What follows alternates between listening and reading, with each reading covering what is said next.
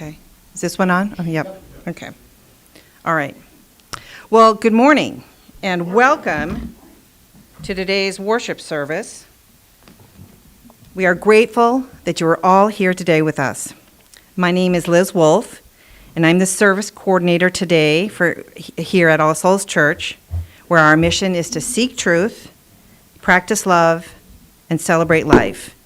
Whether you are joining us for the first time or you've been a member for a long time, you are all welcome here.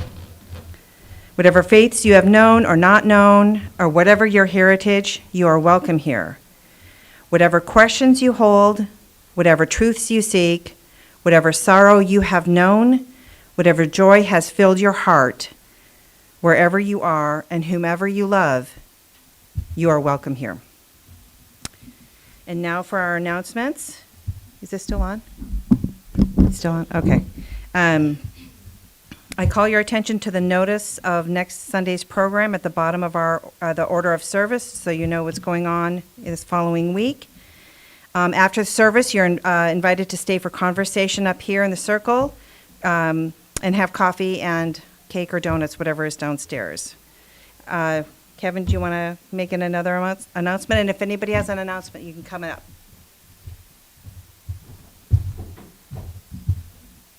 Good morning, and thank you, Terry, for the weekly blessing of the microphones. For the fifth consecutive year, we have been asked and accepted the mission to donate to the children at Rosebud Reservation at the Todd County Public Schools. It's primarily going to be a food snack drive as well as a hats, caps, mittens, socks drive. They always need that. These will be primarily distributed right before Christmas break as kids go back to their homes without coming to school, and the need for food, as well as just continuing for warm weather gear and that sort of thing, is always a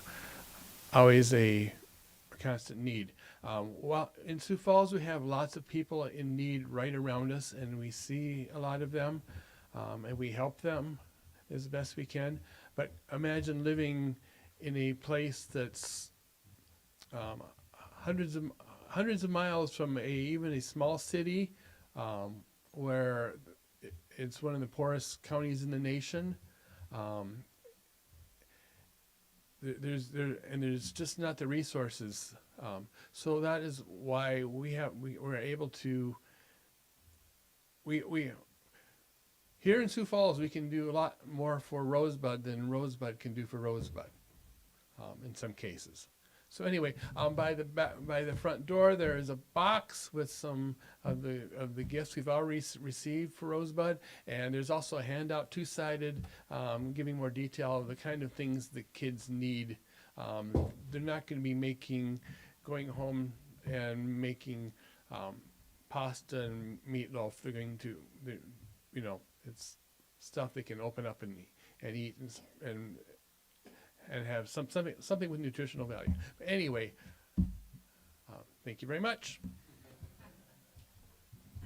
Any other announcements? Yeah, so that's very handy.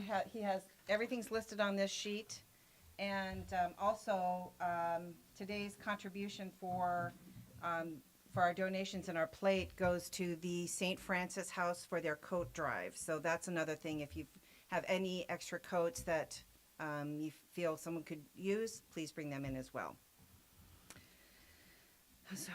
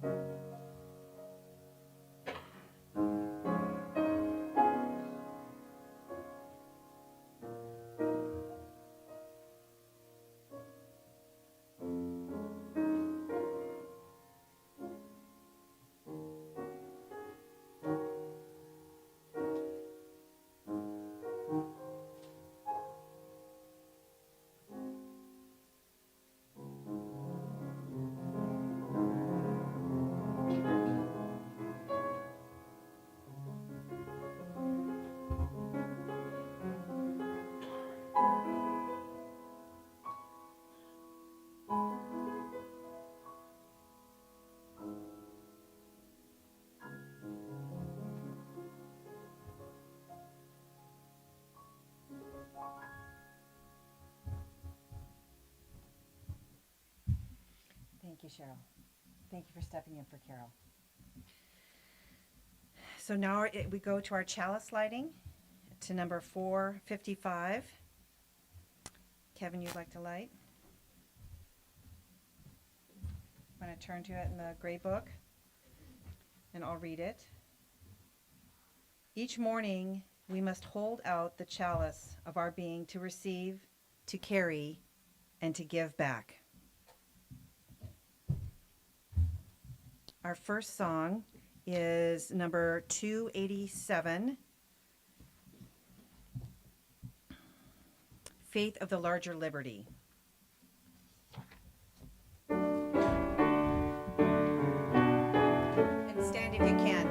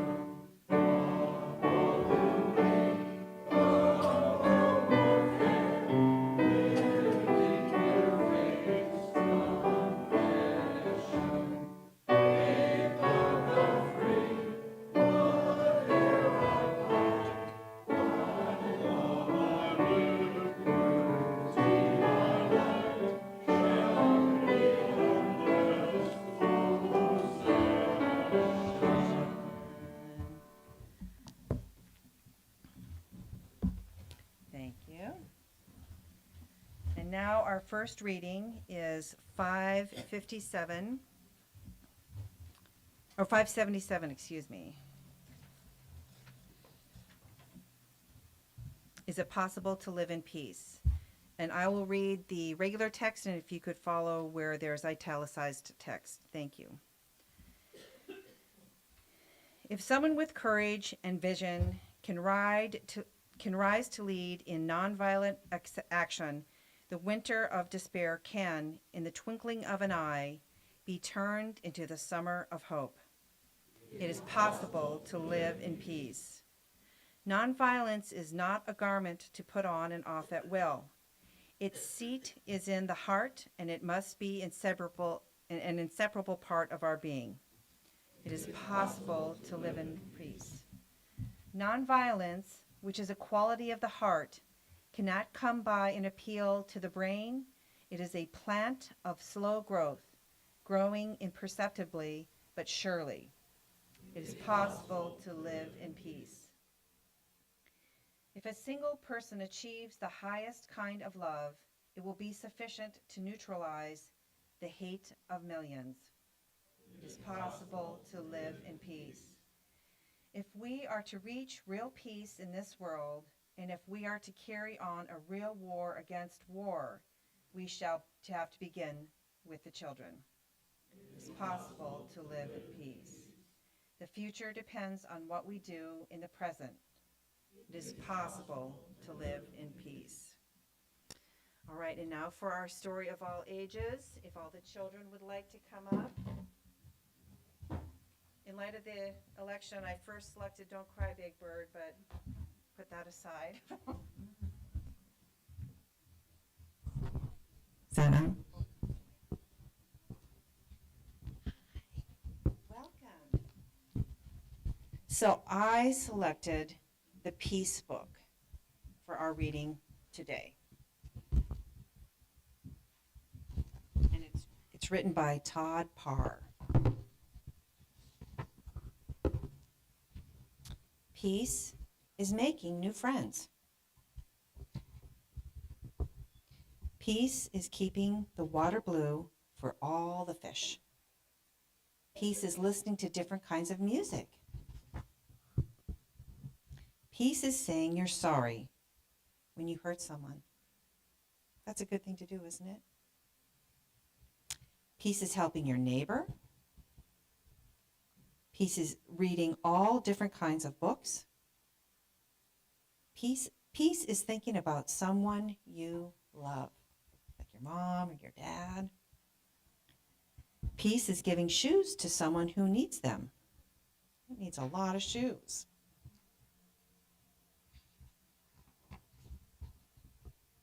Peace is planting a tree. Peace is sharing a meal. Peace is wearing different kinds of clothes. Peace is watching it snow, which it should soon. Peace is keeping the streets clean. Peace is offering a hug to a friend. I'm sure you've done that, haven't you? Given a hug to a friend who needs it. Peace is everyone having a home. Peace is growing a garden. Peace is taking a nap. Peace is learning another language. Peace is having enough pizza in the world for everyone. Is it possible? Anything's possible, Paul. Peace is keeping someone warm. Peace is new babies being born. Peace is being free. Peace is traveling to different places. Peace is wishing on a star. Peace is being who you are. Peace is being different, feeling good about yourself, and helping others. The world is a better place because you're here. Because you are you. Love, Todd. He wrote the book. All right. Now it's time to sing the children out.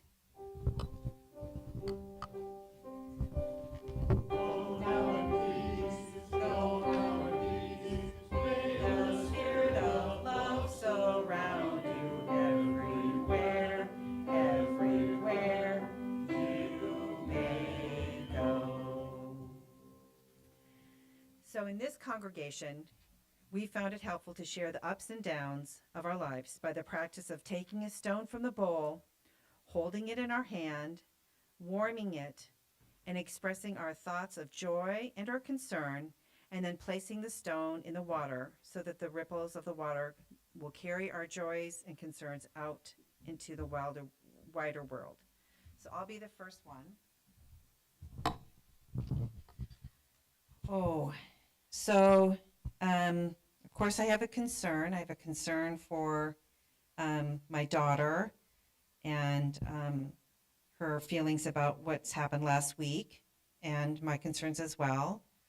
My joy is that my dad's here with us, and he's still doing very well. So, put that joy in there, and everyone is welcome to come up and take the microphone.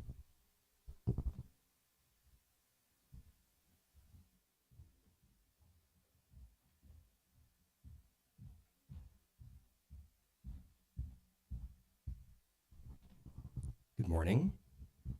Good morning. I'm Joe. I am taking a large stone because I am very happy to see so many faces in here today, and many faces that I haven't seen before, and faces I didn't know that I saw you from the back, Rana. So welcome. If this is your first time here, I mean, my first time here wasn't all that long ago. Talk to me if you have questions. I'm just so glad that you're here, and I hope you have been greeted by your neighbor, and it's been a while since we've all shaken hands. Do you want to? Yeah. Do you want to say hi? Yeah. Okay.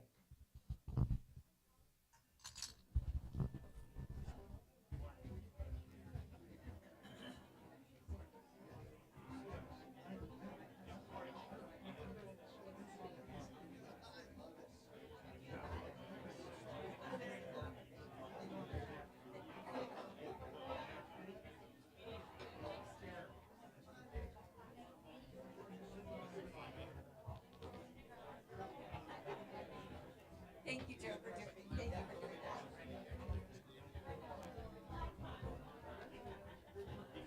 Thank you for being here.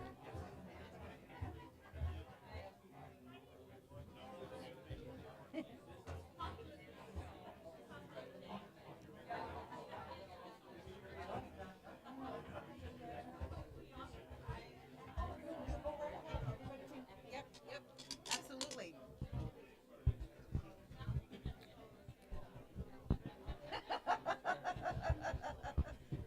This is so much good energy. It's Good energy, good energy.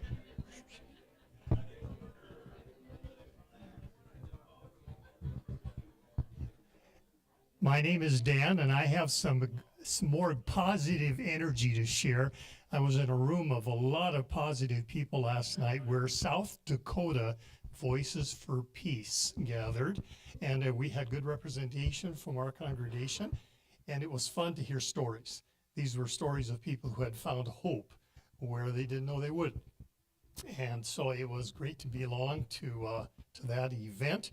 And so I'm going to put a big stone of gratitude and thankfulness that there are people who care. There are people who care. And that's special.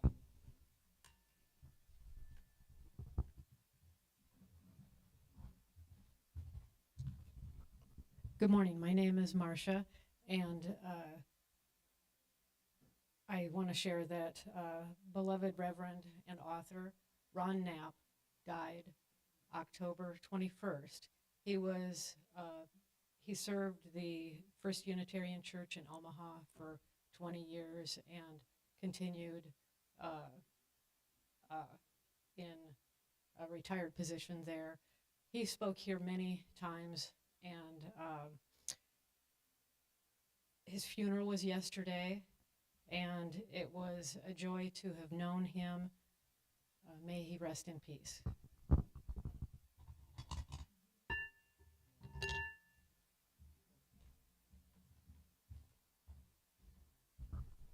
Hey, my name's Thompson. I'm going to put in a stone for the election. I think most of us are pretty disappointed with the results, both here and across the country. Every single thing I voted for went the opposite way. So, pretty disappointing election.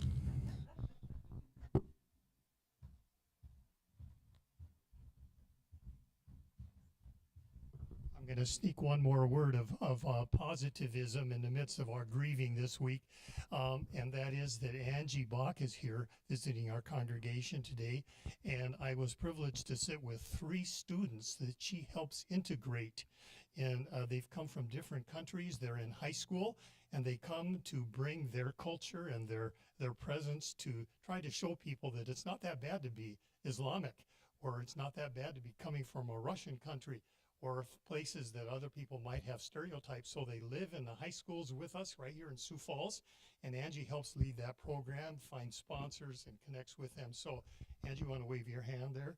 Thank you, Angie Bach. So it's really great to have her here with us today, and I'm glad and thankful for that program. Did you want to say something? Nothing important. I want to thank you for having me here today. When Carol is gone, it's kind of fun for me to come and do this, so thank you for that. I also want to introduce my grandson, August, who is doing his first job of page turning. And that, shut up. And that is a surprisingly difficult job. So anyway, he's a 4th grader, and he's taking piano lessons from me, but page turning is kind of its own thing. So thank you, August. Good job. I also, and that's my daughter with him. Yes, his mother. I also want to tell you a little bit about the piece I'm going to play for the postlude, or whatever it's called. anyway, I chose this piece kind of for Sue Ann Lang, and unfortunately she's not able to be here today. But it's an opera aria, and I don't know if we have any opera fans here or not. Okay, good. It's Nessun Dorma, and it was made very popular by Pavarotti. And the way it got popular is that he sang it for the World Cup of the soccer world. And it was so popular that he continued to do it. Actually, he had two friends, Placido Domingo, who is another very renowned tenor, and then they had a third tenor, Jose Carreras, who was suffering from cancer. And he successfully fought off the cancer. And so after that, they formed the three tenors. Some of you are old enough to probably remember that.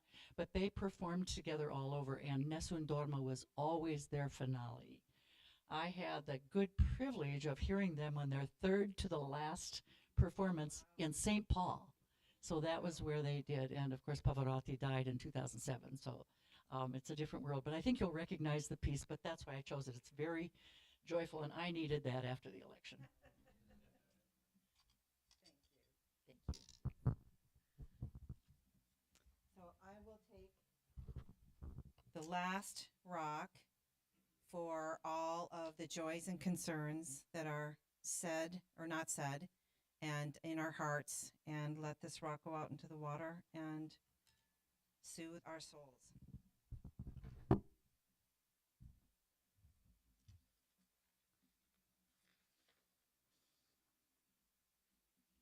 And if we could pause now for just 30 seconds to take in everything that was said today and take everything that's in your heart and give us just all a moment.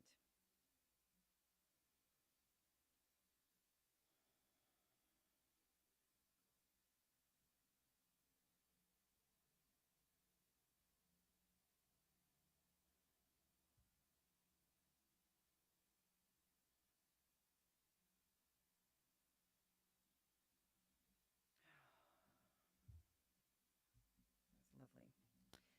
Now for our second song, it's actually 206, not 205. Amazing Grace. And if you could stand.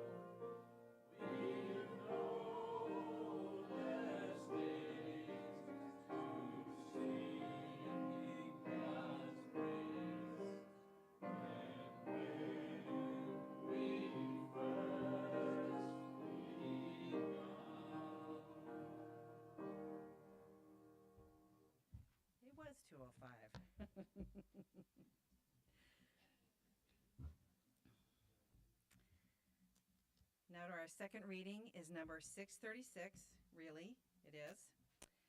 Bless us with peace. And again, I guess it's all just me reading.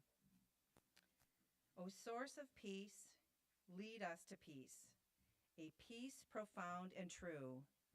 Lead as to a healing, to mastery of all that drives us to war within ourselves and with others.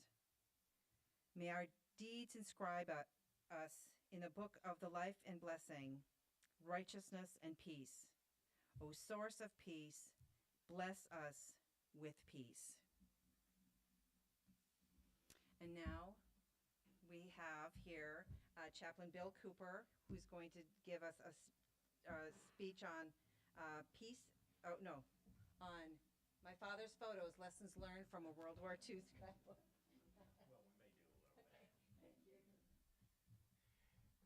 There was a bit of tussle. Whoops.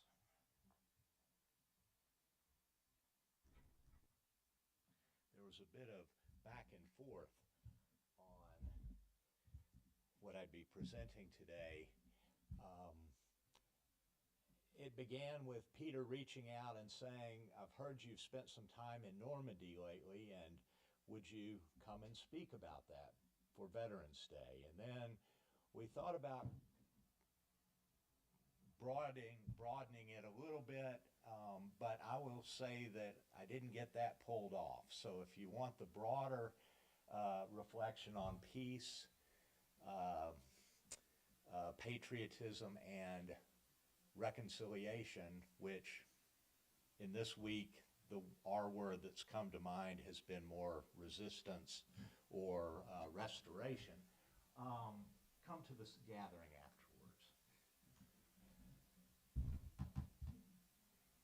It was soon after my mother's death. Thank you. It was soon after, can you hear okay now? Is it on? Okay, now we'll see. Oh, well, good, you missed that first part. Okay. It was, sound good or is it too loud?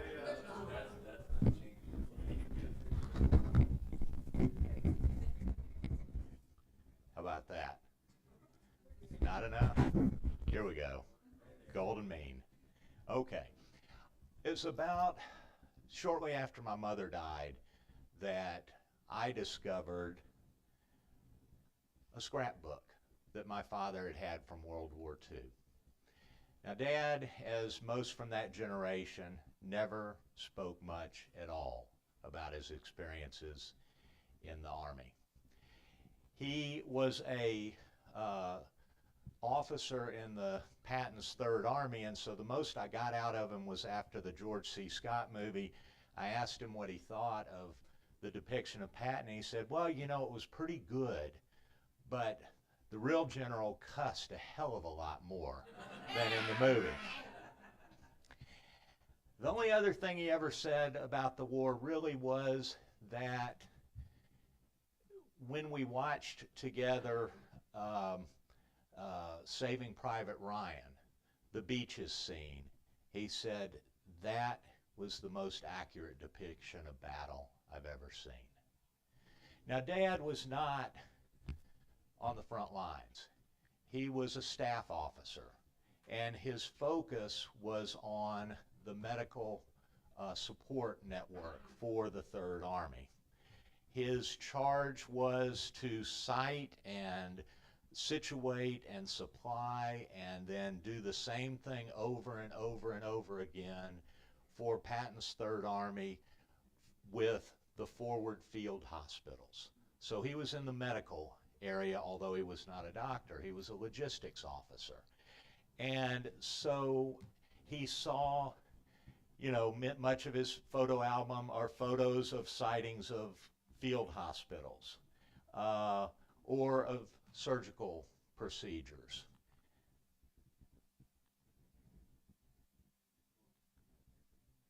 Here's a photo of a nurse who is hanging up some lights for surgery, and I love Dad's comment, these are landing lights of an airplane that had been plundered.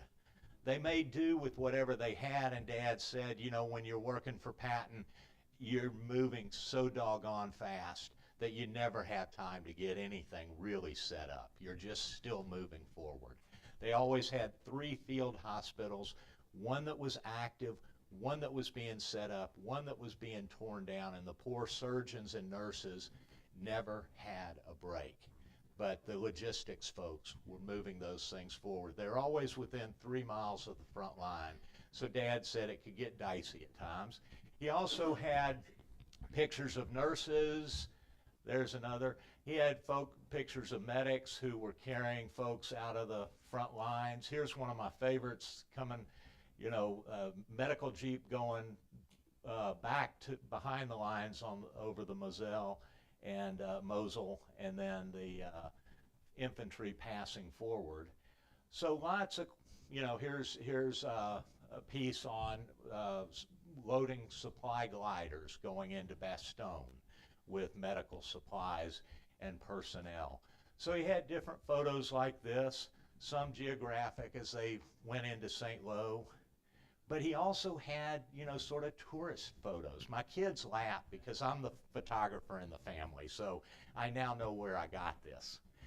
Here he is, you know, in the midst of war. He's taking pictures of trained pear trees up the side of a building, or of a snowfall in, I'm not going to pronounce it correctly, for Forêt de Chêne or something. Or here you see a little bit of my dad's sense of humor. He had no idea where this picture was, but he just put it in there and told us to guess. So I don't know if any of y'all can guess. But one of the fun things is that you do get his sense of humor throughout these photos. Here's a jug of cognac being passed around among some of his colleagues, and he kind of carries, as each one takes a swig, he goes to a new photo and gives us their nickname. Here's some nurses having a bit of a rest. And before they went into battle, now he was with the Third Army, and so they were not at Normandy. They were held behind the lines in England to be the fresh team off the bench. And the idea was that Rommel was convinced that Patton would lead the major offensive. And so wherever Patton was, Hitler knew and Rommel knew to put their strongest defenses. So since Patton wasn't involved in Normandy, and there was a counter intelligence movement to make Hitler think he was going up further north, that helped reduce the number of reinforcements sent into Normandy. But then Normandy was the real deal, and so they put Patton and the Third Army into Normandy beginning in July 1st, under top secret conditions. And so my dad did have some photos of friends before the war, you know, before he really got involved in the actual fighting. And so as I was going through his photo album, I was amazed by all of these things, but one photo in particular intrigued me, because it's the only photo in the whole album of civilians. It's this one. I came across this photo that says the Blandemore family, our neighbors in Nehu, Normandy. And my first thought was, where in the heck is Nehu? And who are the Blandemores? Why would Dad take this picture? Of course, my mind immediately thought maybe one of the young ladies there he had an eye for, or she had an eye for him. And I looked at him, and it looked like maybe there's a mother and a bunch of their children. And so I just did a quick Google search to find Nehu. And there it is in the middle of the Contenton, the area just around, let's see if I can point. Yeah, that's not going to work. But just around up from St. Mary of Glace, and so right around from Utah and Omaha beaches, where the Americans had landed, and then their job was to get up to Cherbourg to secure that port. And so Nehu was in the middle of that area, and then I went closer on the Google search, and I saw Nahu contained in its borders a place called Camp Patton. And I wondered what that was all about, because of course Dad had never talked about any of this.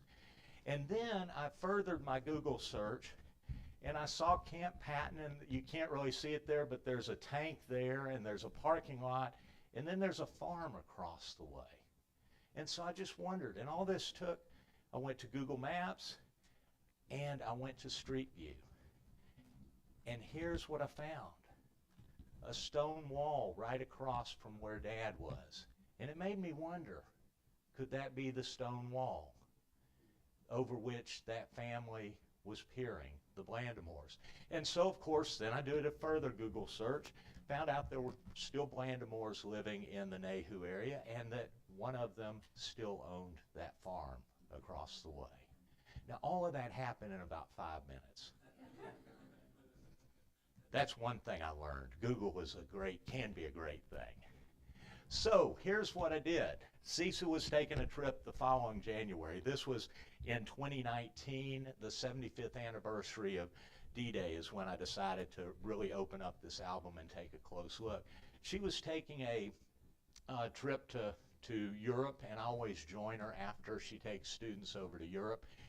And she wanted to go to Salzburg. Is that right? Salzburg? No. Vienna, thank you. Okay, Vienna. So she wanted to go to Vienna, and so I said, okay, great, if we get to go to Normandy, because I had never been. And I want to see if I can find that wall and stand where my father stood. Actually, he was probably on a truck or a Jeep, given the angle. But I then created a letter, which, thank goodness, our daughter, Lucy George, is fluent in French, and so she translated it and prepared to send it to the Blandemores. Now here, 5 years later, is Lucy George sitting in the Blandemores farmhouse looking at the back of that photo. So that's what the story is about. How did we get from one part to the next? Well, we took our trip to Salzburg and to Vienna, wherever we went. I can't ever keep it straight. But then we got to Normandy, and of course, first stop was the beaches. So here at Omaha Beach, this is son Sam, daughter Yazzie, Cisa, and me on Omaha Beach at lowerish tide, as it was when the soldiers came in. We found Camp Patton the next day. There's a Sherman tank there, and so, which is pretty appropriate. And there's an apple orchard, which I had known about, and that's what we were going for, to find the apple orchard. And here's Sam standing in the apple orchard that 76 years before his grandfather had stood in. The trees have been changed out, but this is precisely how it would have looked. And there we are. Our son-in-law Miguel is in that photo. And there is a quote from Patton that I'll come back to, especially in the circle gathering that's there, that he says, "Do not take counsel of your fears." And I think that's pretty good advice for all of us these days. Do not take counsel of your fears. So here we are walking. We came out of Camp Patton. We walked down the road. We found this farmhouse, and we took a look at the wall, and I was trying to figure out where the photo, I had a picture of the photo, and I was trying to figure it out. And here is Miguel putting the letter into their mailbox saying, "Hey, is this y'all? We would love to be in contact, or these family members," that sort of thing. And then a long period of time went by. Actually, Christoph got the note and contacted me immediately, and then both of us, being guys, sort of just let it all drop because we had moved on. But fortunately, a couple of people intervened. One of those people, a couple of years later, literally, it was a couple of years later, we had a little correspondence, but then we just petered out because we're not good at that, neither of us. But a couple of years later, Roman here reached out to us and said, "Hey, Bill, Christoph told me about some photos you have of soldiers at Nahu.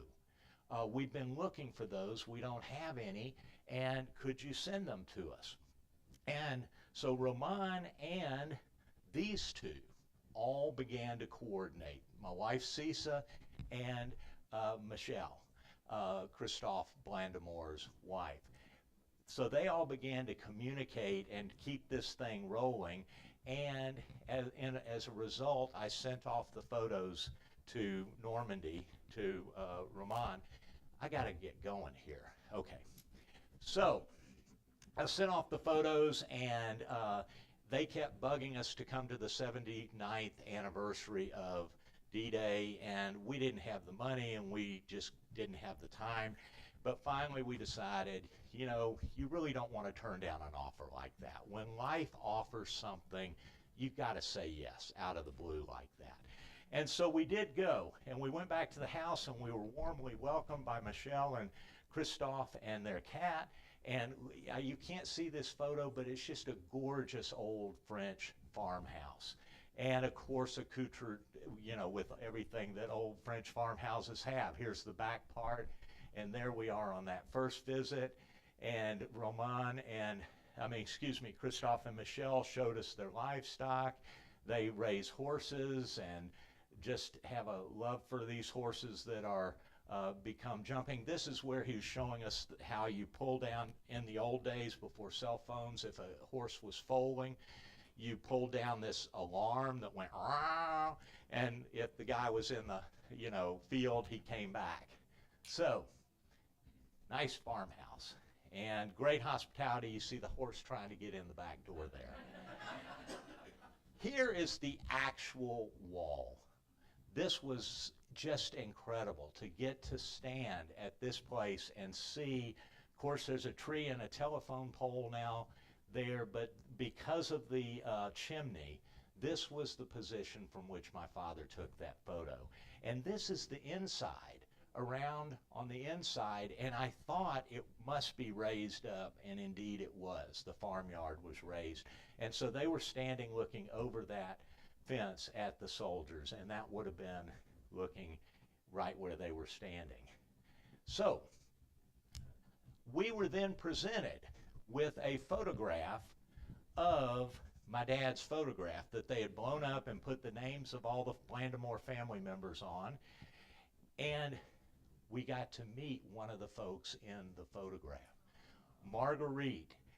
Marguerite is right over there, and that is her in the far right side of the photograph. And there we are, and she's telling us about everybody. And if you can see, you can tell that's Marguerite. She has the same face, the same smile. She was about 11 or 12 years old when the photograph was taken, and about 89 or whatever the math is when we took this photo. So then the next day they said, hey, there's a gathering, and we're going to just, ask you to say a few words if you would, because we're going to put up your father's photos. And so we just thought it was a small thing, like maybe this group or even much smaller. We didn't have a clue, but when we got there, we saw people all dressed up in World War II clothing, and we saw lots of U.S. American soldiers, and we saw the Navy band begin to arrive and set up, and we saw a formal honor guard, and we went, holy buckets, this is bigger than we had anticipated. And then the French Legion showed up, and we were just going, what have we gotten ourselves into? And that's what we got ourselves into, a big shebang. And of course, they did make me say something that was translated, fortunately. But then I was followed by the mayor and then other dignitaries and a two-star general that had come over from Italy, a U.S. two-star general. And there's Helen Patton, who has been instrumental in all of this, over on the far left with several of the living veterans from D-Day who were there present on that 79th anniversary. And then we went back to the apple orchard, and Helen spoke again, and it's on that rock behind her where the plaque is, do not take counsel of your fears. Now, meanwhile, while we were doing all that, the burros were grazing, the donkeys were grazing in the apple orchard, which was pretty wonderful, and my dad would have loved it. Here's Cecil with the 2-star general. Very interesting guy. Here's Helen trying to get me to go dig up some ground and take it back from the apple orchard to my father's grave. I said that, you know, customs might frown on that. But she even gave me her first milk jug that she ever had when she moved to Nahu, where they delivered milk in those jugs, to bring that back. And we still have that. Here's Sam getting to ride in a Jeep to where we were going to have lunch, and literally I got to ride in there too and drove down the same roads, back country roads about this wide, that Dad would have ridden down in Jeeps and trucks. And Normandy looks just the same as it looked back then. I mean, there is no difference. And so I just felt this sense of awe that we were getting to do this. And how tanks and trucks and the logistics of getting everything down those narrow streets, no telling. Here's a group of folks that were part of that, that we joined for lunch that day. And here is where they set up Dad's photos, which you can just kind of see he had taken some photos of some of his fellow staff members, and then they gave a tribute to Dad, which was really nice, but he would have hated it. So, and then we got to go to St. Mary Glace for fireworks, and this is the famous church where the parachutist dropped and got caught on the steeple and, you know, hung there for about an hour and a half or 2 hours before being taken captive. And having the fireworks there made you think of what it might have felt like during the fireworks of D-Day. There's Helen welcoming us to her home. This is where we stayed. That was, all of that happened in 2023. Then in 2024, we went back not for D-Day, but for what they called the immersion, which is when they celebrate the actual day that the Third Army arrived on July 7th. And Helen hosted us at this convent that she had bought. And here's a group of our family. We got widespread family members and three of our children there. And Christoph making dinner for us and just visiting. Here's a couple. This is Christoph's sister, Claudie, who she and her husband brought us 30-year-old Calvados. Calvados is the apple cider of the region, and it's just fantastic. They brought a bottle from their anniversary. I mean, from their wedding. From their wedding they brought and shared with us. And so here we are with them, and then, yes, there's another ceremony, which you know, wasn't as big as the former one, fortunately. And then they had hung that sign on the wall just down from where the photo had been taken. And they had set up sort of a camp to sort of give folks a feel for, and this is a doctor from St. Mary Glace who actually was a child in St. Mary Glace during the bombardment, and here's Lucy George visiting with him, and we're checking out the medical equipment, and they had radios set up and all that. But then at the very end, Roman came up to us and said, "Bill, we've got something special for you to do." An apple tree had died, and we didn't know that, but he handed me this milk jug. Actually, it was pretty heavy, so two of us carried it out there, and they got Christoph to carry it, and I figured this isn't milk. He gave me a shovel and a thing of liquid, and so I kind of figured it was that we were going to go out and plant an apple tree, and sure enough, that's what we did. And it was just a pretty amazing thing, because my dad had spent his summers on a farm with an apple orchard, and my dad had a farm all his life and loved to be in the soil, and he would have loved that apple. I know he loved being in that apple orchard at that time, and he would have loved, I think, the planting of a tree, because I had planted so many trees with him. And so there we are with that sort of sad-looking tree. Now, we were planting it in July, not the time to plant an apple tree, but Michelle has nurtured it since that time, and look at it recently. So it may have a chance. And that's what we're pulling for, that it'll be like that one day. But then, right before we left, they brought out the letter that they had that we had left in the box, and they still have that and cherish that. And after Cece and I left, they invited Zeke. The Blandamores invited Zeke and Lucy George, our daughter and boyfriend, to dinner that night. Happened to be his birthday, and so I don't know if I'm going to be able to play this or not. There we go.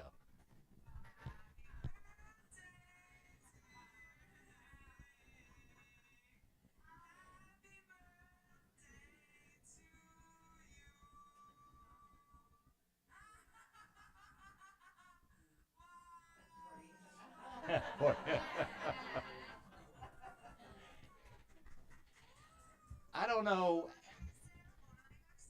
what you can ask for in terms of feeling a sense of family more than being celebrated at a birthday party in somebody's home that your grandfather, Lucy George's grandfather, was on the other side of that wall and saw a family and took their photo and remembered their name by the end of the war when he was putting this album together.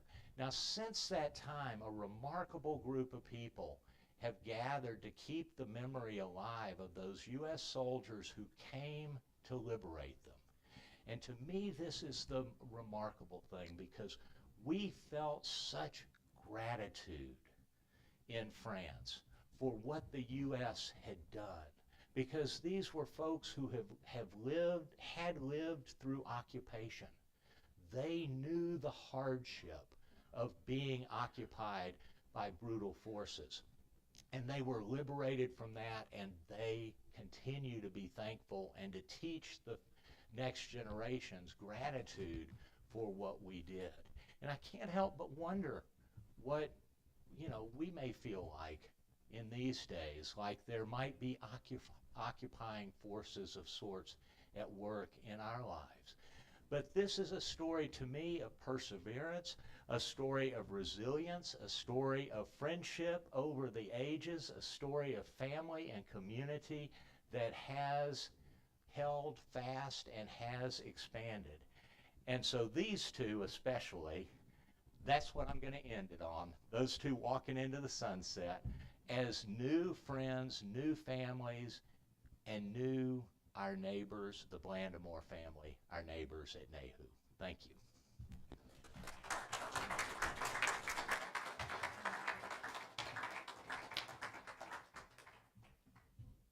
Oh my gosh. There's hope. That was lovely. Thank you so much. So now is the time when we ask for your help to do the work of our church through an offering. Half of the cash funds in the collection plate today will be donated to the St. Francis House Coat Drive.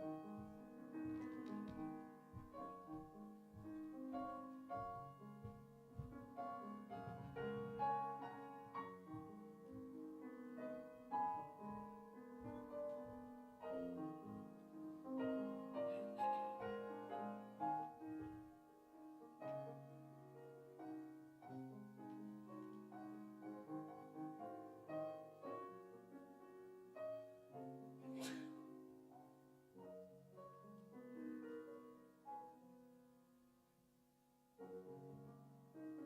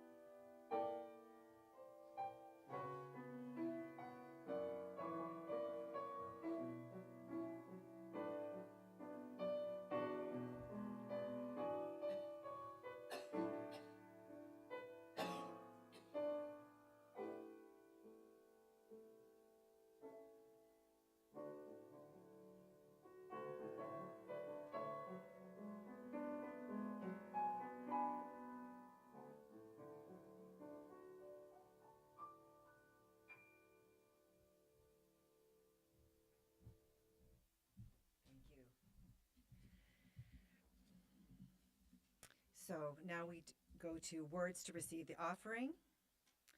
We give these gifts freely. We receive these gifts gratefully. We dedicate these gifts to the work of our congregation, serving human wholeness, caring for our planet, upholding religious freedom, welcoming the stranger, and loving one another. And now for our third song is number 67, We Sing Now Together.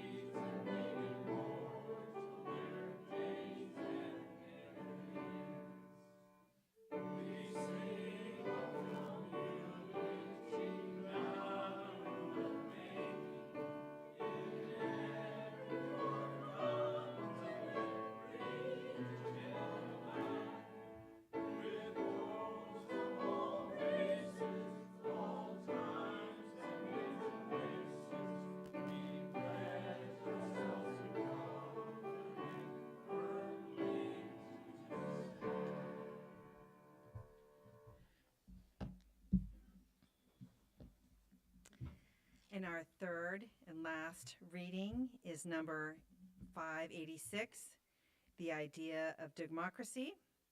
And again, I'll read the regular text, and if you could follow in the italicized.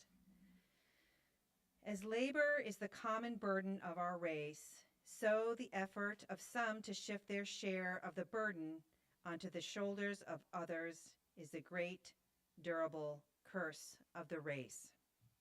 As I would not be a slave, so I would not be a master. This expresses my idea of democracy. Whatever differs from this, to the extent of the difference, is no democracy. Our reliance is in our love for liberty. Our defense is in the spirit which prizes liberty as the heritage of all people in all lands everywhere. Destroy this spirit, and we have planted the seeds of despotism at our own doors. Those who deny freedom to others deserve it not for themselves, and cannot long retain it. Why should there not be a patient confidence in the ultimate justice of the people? Is there any other better equal hope in the world? Let us have faith that right makes might, and in that faith let us to the end dare to do our duty as we understand it. And now we'll extinguish the chalice.